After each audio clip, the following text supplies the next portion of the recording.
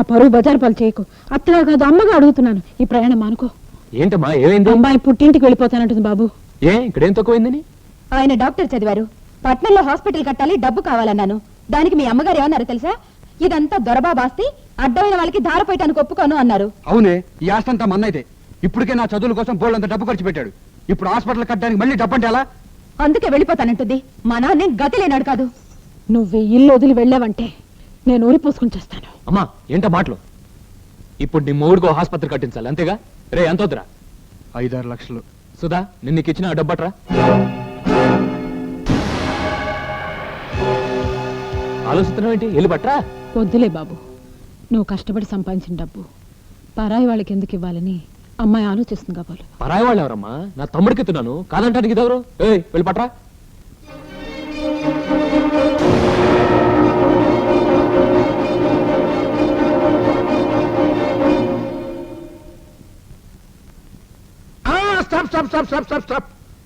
మా sister hand చాలా గొప్పది.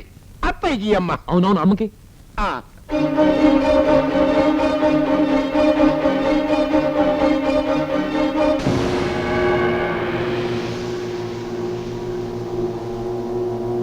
బాబు టైం ఎంత అయింది?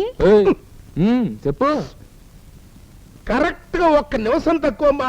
12కి. ఏం దేనికమ్మా? 12 దాటితే వజ్యం వస్తుంది, అందుకని. ఏమండి, నాకు చిన్న ఐడియా వచ్చింది. ఏంటది? ఈ డబ్బుతో ఎక్కడో పట్నంలో 100 ఆసుపత్రుల మధ్య మీ తమ్ముడు గారు 101 ఆసుపత్రి పెట్టడం మంచిదంటారా? ఒక్క ఆసుపత్రి లేని మన ఊళ్ళో నాగమణి ధర్మాసుపత్రి అని మీ అమ్మగారి పేరు మీద ఆసుపత్రి పెట్టడం మంచిదంటారా? నాగమణి ధర్మాసుపత్రి?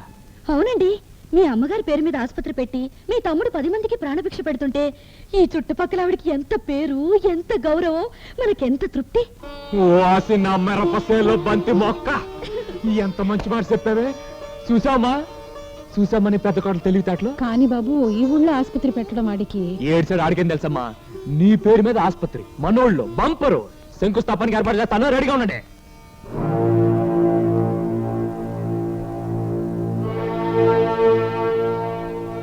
అందుకే మరి నేను కంచం చించుకున్నది. ఏమనంటే అన్నా ఉంటారు.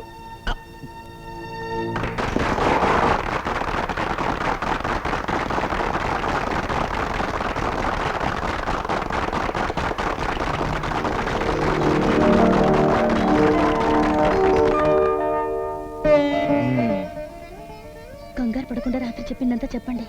ఓసి నా కోడిగుడ్లో తెలుసానా? నా కంగారటే ఓరే తెచ్చేస్తాను. మన వాళ్ళు చెప్పేది ఏంటంటే ఆసుపత్రి అన్నమాట. మీకు తెలుసు నేను పెద్దగా చదువుకోలేదని, కానీ మా తమ్ముడు మాత్రం డాక్టర్ చదివాడు. ఆడు పట్టణంలో ఆసుపత్రి పడతానంటే మా ఆవిడ ఈ ఊళ్ళోనే మా అమ్మ పేరుతో ఆసుపత్రి కట్టమంది. అంచేత నాగమణి ధర్మాసుపత్రిని మా అమ్మ పేరు మీద ఆసుపత్రి కట్టిస్తున్నాను.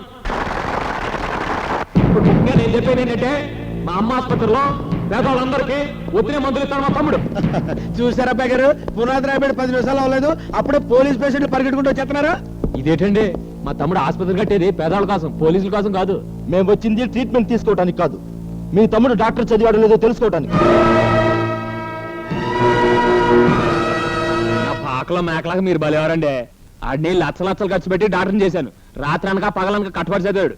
ఏమన్నా అంటే అన్నా ఉంటారు కానండి, డాక్టర్ చదవకుండా హాస్పిటల్ ఎందుకు గడుచుకుంటా ఉండే?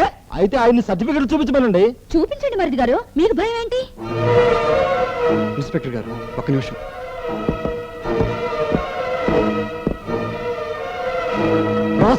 ఎంత ధైర్యం నీకు? నా తమ్ముడు మెసేజ్. మీరు ఆగండి. ఇన్స్పెక్టర్ గారు, మా మరిది గారిని ఎందుకు కొట్టారు? ఆయన ఏమైనా దొంగ, హంతకుడా? అవును, ఎంబీబీఎస్ చదవకుండా డాక్టర్ నన్ను చెప్పుకొని తిరిగే దొంగ. రేపు చేతగాని వైద్యం చేసి ప్రజలను చంపి హంతకుడు కూడా అవుతాడు. ఈ విషయాలు ఎవరికి చెప్పొద్దని నాకు లంచం ఇస్తా అన్నాడు, అందుకే లాక్కొట్టాను. ఇటువంటి సంగద్రోహుల్ని ఊరికి వదిలిపెట్టకూడదు. Constable sir, take him. SI గారు, మీ కాళ్ళు అట్టుకుంటాను, వాడిని అరెస్ట్ చేయకండి. ఇంతవరకు మా కుటుంబంలో పోలీస్ స్టేషన్కి ఎవరు వెళ్ళలేదు. మా మరిది చేసిన వెధవ పనికి మా అత్తయ్య గారు చూడండి ఎంత సిగ్గుపడుతున్నారు. వాడిని అరెస్ట్ చేస్తే మా అమ్మ తట్టుకోలేదు. ఈ తప్పు కాయండి, వాడికి నేను బుద్ధి చెప్తాను. మా అమ్మే దొట్టు.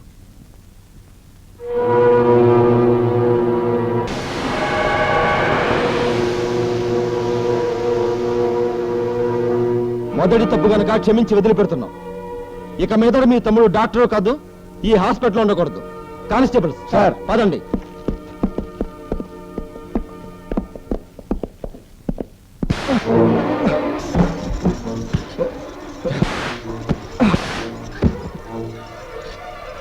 దరిద్రుడా, నువ్వు చదవలేదని బాధలేదు, డబ్బు పోయిందని బాధలేదు, ఊరు వాళ్ళందరి ముందు అమ్మ తల దించుకునేలా చేశావు.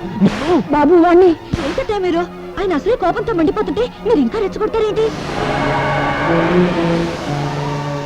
ఎంత చెడ్డ అతను మీకు అన్న కొడుకు. వాణ్ణి ఇంకా కొట్టు, చంపి, నరికి అని ఆయనకు చెబితే నిజంగానే కొట్టి చంపేస్తారు. మీరు ఆవేశపడకండి అత్తయ్యా. వెళ్ళు.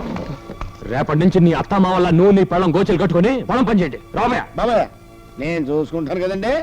బాబు మరి డబ్బునేం చేయమంటావు? సురకేయండి. మావయ్య, ఈ డబ్బు అత్తయ్య చేతులతో తీసుకుంటే శుభం అనుకుంటాను. చీ అది పరమ దరిద్రపు చెయ్యమ్మా, నా చేత్తోనే తీసుకో. ఆంటీ, ఎలా ఉంది మన దెబ్బ? గూబ గుయ్యమన్నట్టుందండి. అయ్యి బాబోయ్, అలాంటి కంచు కాదండి, మంచి కంచి